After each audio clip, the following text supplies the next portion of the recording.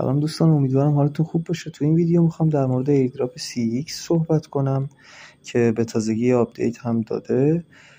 شاید بعضی افراد ندونن که با قسمت‌های مختلفش چجوری کار کنن. همه اطلاعات رو در اختیارتون قرار بدم که راحت‌تر پیشروی کنید تو این ایردراپ.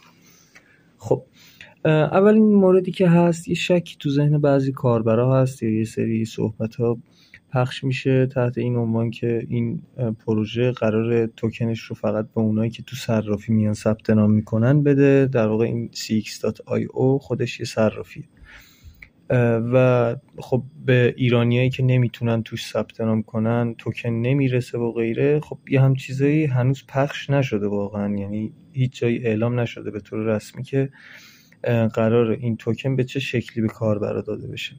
پس همچین صحبتایی رو شنیدین اصلا پیگیری نکنین و هیچ توجهی هم بهش نکنین تا وقتی که یک منبع معتبر مثل خود همین پروژه دارندش بیا تو کانال خودش یه هم چیزی رو بذاره که آره ما فلان کارو می‌خوایم بکنیم. این از این قضیه. وارد محیط ربات بشیم. تو محیط جدید ربات تک تک بخشایی که میبینم و بهتون توضیح میدم. ببینید سمت چپ اینجا پاور رو داریم که این مقداری هست که شما توی نسخه قبلی این ایردراپ تونستین توکن کسب کنین و بر اساس این توکنی که کسب کردین توی نسخه قبلی توی نسخه جدید اومده به شما ماینینگ پر اور رو داده. این بالا کریپتو بالانس. این کریپتو بالانس احتمالاً همون چیزی که ما در آینده بهش نیاز داریم، ولی بازم میگم هیچ خبری در مورد این پخش نشده که این کریپتو بالانس مهمه یا نه این سکه های این پایین مهمن.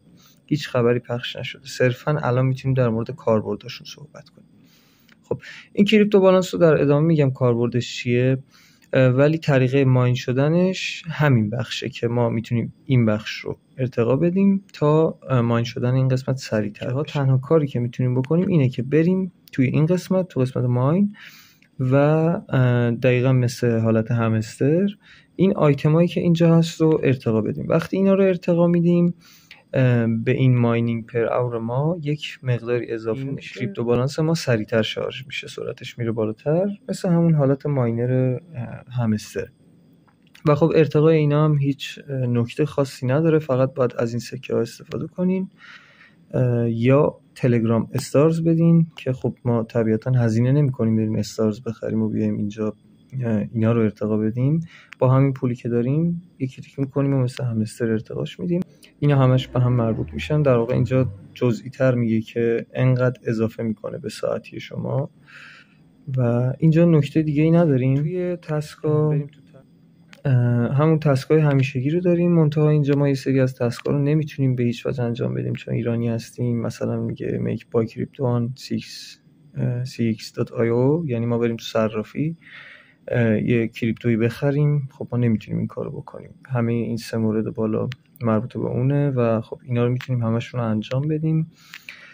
محدودیت خاصی وجود نداره در مورد اسکواد. توی بخش اسکواد دوباره مثل همه اپ های دیگه که میشناسین زیر مجموعه های ما رو نمایش میده و میتونیم ریواردی که از طریق زیر مجموعه به دست میاد رو دریافت کنیم. البته این چیزی که ما دریافت میکنیم از اونا کم نمیکنه، فقط یه محاسبه انجام میشه بر اساس درآمد اونا و یه مقداری رو به ما میده.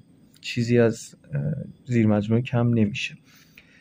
اینجا یه مقدار دیگه داریم این بالا که به تلگرام استارز اشاره میکنه که به عنوان ریوارد به ما میده، ولی خب چون اینو داخل صرافی فقط میتونیم برداشت کنیم و استفاده کنیم و ما ایرانی هستیم و نمیتونیم تو صرافی احراز هویت کنیم، پس کلا بیخیال این بخش میشیم، فقط با این بخش کار داریم. تو حالت عادی ما اگه بخوایم این سکه ها رو ارتقا بدیم باید اینجا کلیک کنیم که خب چیز خاصی دستمون نمیاد، دقیقا مثل همستر که از یه جا به بعد دیگه ما کلیک نمی‌کنیم. میایم این کریپتویی که به دست آوردیم رو تبدیلش می‌کنیم به اون سکه ها و اینجا بر چه اساس به ما میده سکه رو؟ میاد قیمت لحظه‌ای بیت کوین رو این بالا می‌نویسه.